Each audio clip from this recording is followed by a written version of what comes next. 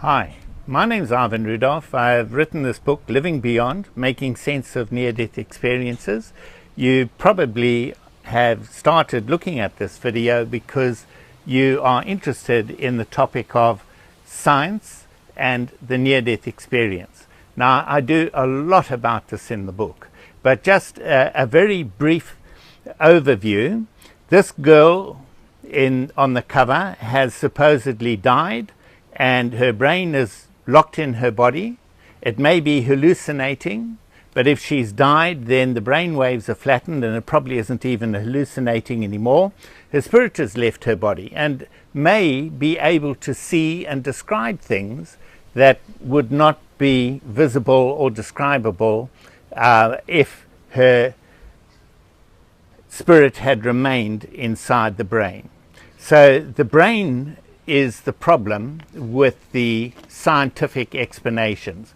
A world-ranked scientist, Sam Parnier, has done a huge study, the AWARE study, and he and a team of other scientists have decided that they have shown that consciousness survives death.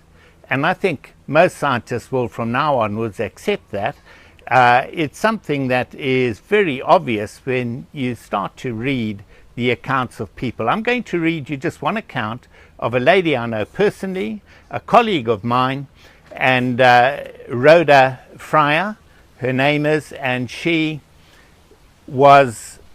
died in Cape Town in South Africa, and she described how her spirit had left her body and traveled to another room down the corridor where the surgeon and his assistant were washing up. And she described how she was furious that they had lost their patient, and yet nevertheless they were discussing a fishing trip. And I'll just quote from her email. The one removed his wristwatch and placed it on a glass shelf above where they were cleaning their hands. This tiny observation of hers convinced them that she'd been watching them as well as listening to them. You see, if her consciousness had remained in her brain on the operating table, of course she couldn't have been down the corridor. This is the great problem that science has with the near-death experience. And I'd like you to have a look at my website, ivanrudolph.com, for more information. If you'd like to buy the book, you'll find heaps more.